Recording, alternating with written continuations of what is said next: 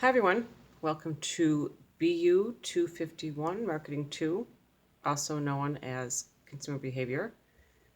Just kind of fixing this here. So I would do these videos because I think it's helpful to people to have some sort of explanation about things beyond just the book, kind of, trying to wade your way through the text, which is text heavy, but everything in there is important. And also to help you go through the slides to sort of just help you better understand what's going on. So I'm going to do a video for each chapter. I will post them as we go along, and I hope you watch them. So here we go. What is consumer behavior? Basically, what is it that goes on in the mind of people's consumers? We're mostly focusing on consumers, not necessarily businesses, which we talked about in Marketing 1. I would say, think of this as just like a really in-depth look at the consumer buying behavior chapter that you had in your book in Marketing 1. So basically, consumer behavior looks at what goes on in the people's minds when they're deciding what to buy, and how do they evaluate it, and how does things like their personality and attitudes and learning and other kind of thing influence what people get at. What is it that they're willing to spend their time and money on? So you talk about this at the beginning of Marketing 1 with this idea of the marketing concept. We talked about the production concept, product concept, and then marketing concept is this idea that everything fits in together. It's not just about creating a good product. It's not just about producing a lot of products. It's about finding out what the customer wants and trying to create value for them, and also, so importantly, to retain customers. That's just a little look at the development of the marketing concept, as I said, was mentioning in the last slide. The production concept, which is, produce. And if you produce enough things, people will buy it. The product concept is this idea that if you keep on making improvements to the product, then people will continue to buy it.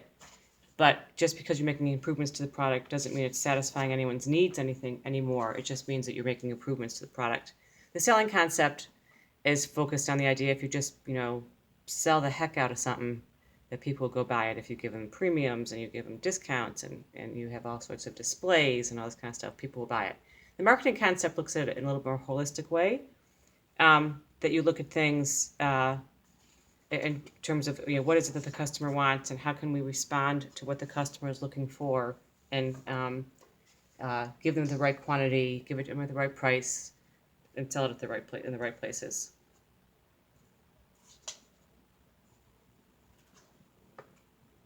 Okay, so marketing concept, achieving organizational goals depends on knowing the needs and wants of the target markets and delivering the desired satisfaction better than competitors do, which is, I think, what I just said in the previous slide. Okay, so marketing concept requirements. You have to have consumer research. You talk about marketing research in Marketing 1. You need to segment the market so you know who you're going after, because you can't go after the whole market. Targeting and positioning so that you segment the market. You remember the segmentation variables are geographic, demographic, psychographic, and behavioral. You target the right group, and then you position your product in a way that people will be interested in it. So is it a high end? Is it low end? Is it quality? Is it, how are you positioning it? Is it, based on taste? Is it based on availability? How is it that you position your product? And then, of course, we always want to talk about the 4 Ps: product, price, place, and promotion, and integrate those as well in terms of the marketing. When we talk about the marketing concept, it's integrating all those 4 things together. Okay, now important now, and it's becoming more and more important, is this whole idea of societal marketing concept. So it's this idea that you can fulfill the needs of the target audience in ways that improve, preserve, and enhance society's well-being while also meeting their business objectives. So the company's business objectives. So meeting the needs of needs of your market and the community that you exist in, while also being able to turn a profit and continue to serve your customers by staying in business. Now, one thing that's changed tremendously in the past 10 years or so is the influence of technology on marketing. And consumers have certainly embraced technology tremendously. This is a nice little, this is straight from the book, in terms of what kind of technology do people own. So they look at that, a tablet, a book reader, iPods or MP3 players, laptop computers, desktops, and cell phones. So you can see it's marked out there, and it goes age by age. I just wanted to show this to you to give you a feel as to what it is that people are looking for, and what is it that people are interested in. So the cell phone is probably the largest, and that kind of thing. So you can go through, and it also identifies with the age groups. So that's what they own, and this is essentially what they do with their technology. Just to give you a feel as to, as I said, what it is that people are doing and how they're getting their information. This is important to marketers because they need to know how to reach out to people, what is the best way to reach out to people, and what is it that they're doing with their time on all these products that they own. Okay, so how does marketing technology affect the marketing mix? It has certainly opened up a tremendously large number of interactive communication channels with blogging and online shopping. It helps you to customize products and also to customize promotional messages. There's all sorts of ways to follow people online, and there's cookies and all that kind of thing. So people, they can, if Amazon, for example, knows what you buy. They customize the product for you, and they know if you're interested in this, then you might be interested in that. That's through consumer behavior and marketing research. They develop these algorithms to determine and be able to decipher what it is that people are looking for, and really helps them focus more and send out personalized messages and all that kind of thing. Everyone, if you've ever been on Amazon or done any kind of online shopping, you've experienced that.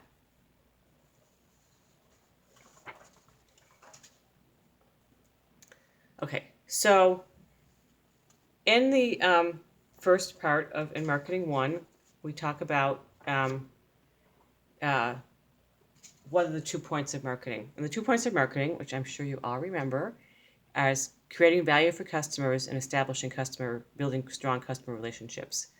And has a goal to be that you'll have satisfied customers and customer retention. The idea of retention is retaining customers, making sure they come back, making sure they always get their, they always go for their coffee at Tim Hortons, or they always, get their lunch at Panera Bread, or, even, and it's not just, I'm not just talking about, this doesn't just apply to, national chains, but is also true for local and individually owned businesses as well.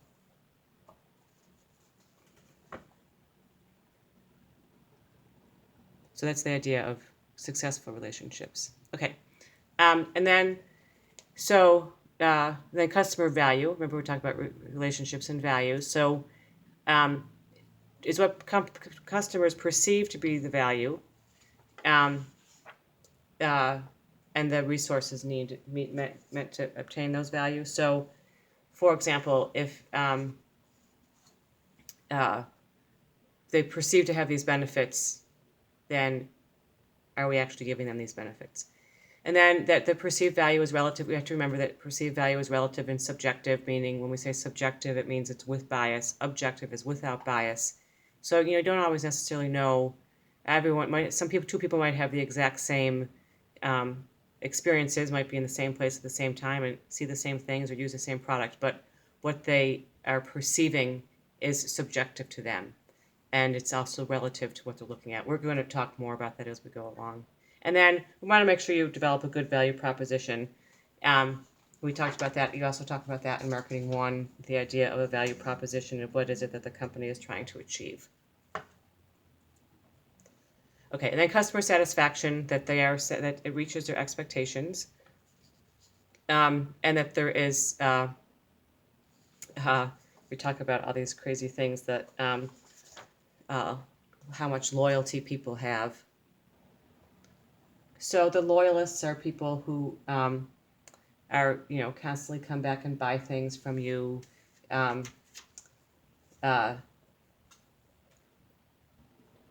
loyalist is a very satisfied customer. They keep purchasing. A Apostles are loyal customers who experiences within the company exceed their expectations and provide very positive word of mouth. So they go out and they spread the word about your product. That's the idea of an apostle. Um, the defectors are generally, if you can have some sort of feel like they feel neutral. They had satisfaction, but they're not necessarily completely loyal. So they might be happy with those Bridgestone tires, but that doesn't mean that they're going to buy Bridgestone tires again. Maybe next year they're going to get Goodyear. Okay, these names are kind of fun, aren't they? I'm not sure if they're fun or not, but they're entertaining. The customers who have negative experiences with a company and they spread negative word of mouth. So you have to get rid of the terrorists. It's sort of like the barnacles. Hostages are unhappy customers, but they stay. Actually, these are more the barnacles. They're unhappy customers who stay because of some sort of low prices. They're very difficult to get rid of, and they cost the company money. And then mercenary customers are satisfied customers who are very loyal, but they might defect because of a price or some sort of impulse. The mercenary might be the butterfly. Remember we talked about that in the beginning of Marketing 1, the butterfly and the barnacles and the true friends and the strangers. So the idea too with the hostages, as I said, would be the barnacles, and people try to get rid of them. So, for example, an example of a barnacle would be with credit card companies. Credit card companies do not like people who pay their bill every month, because what happens when you pay your bill every month? You never have to pay interest rates, and not insurance companies.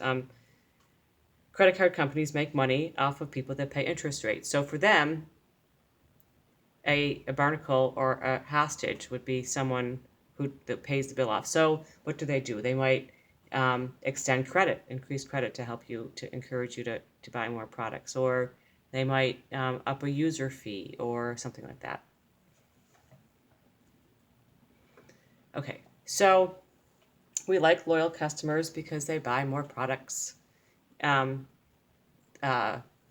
tend to be less price sensitive. They'll go to you regardless if they think the price is high or not, because they're so loyal to you. Servicing them isn't expensive because they don't require a lot of extra time.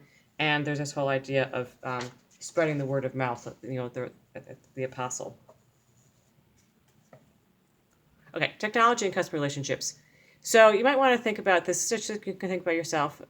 2 examples where brands use technology to engage consumers to enhance the customer relationship. Definitely Amazon would be someone, or anyone, if you buy something and they're sending you emails or they text message you or whatever.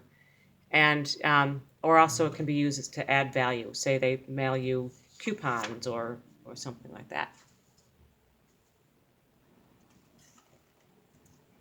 Okay, so there's 2 types of interrelated forms of customer engagement. One is the emotional bonds and transactional bonds, and that is that the emotional bond is they have some sort of commitment to the company, or the brand. They feel some sort of attachment to it because of a positive experience before, because of how they like their ads, whatever it be. And transactional bonds are because however you sell the product, they make it, the provider makes it easy for you.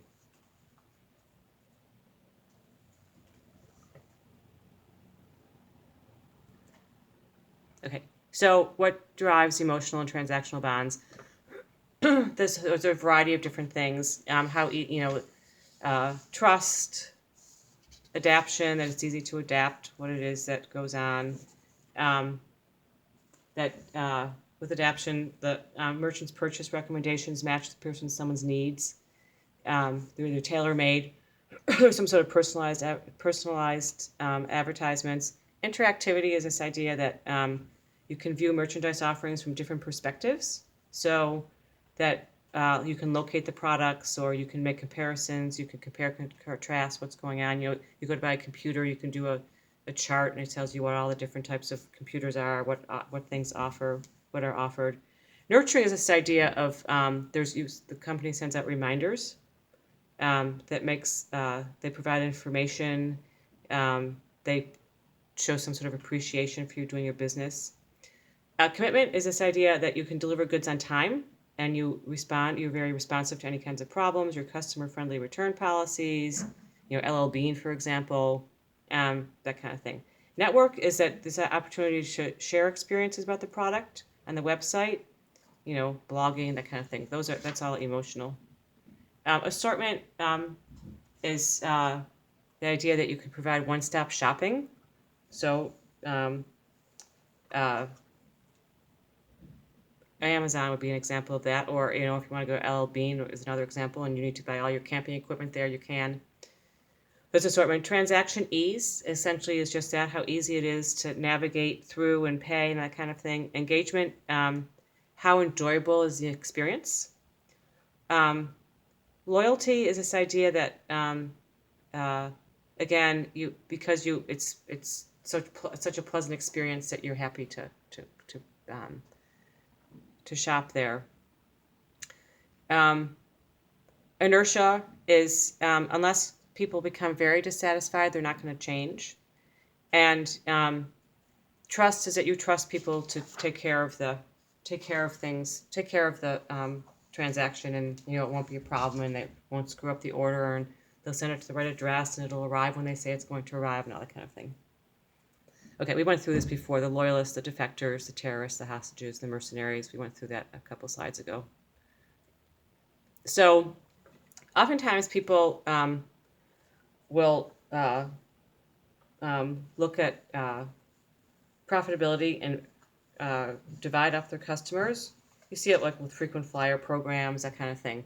So it looks at the when they focus on that, they look at how much people are spending. They categorize them into tiers in terms of high preferred customers, that kind of thing.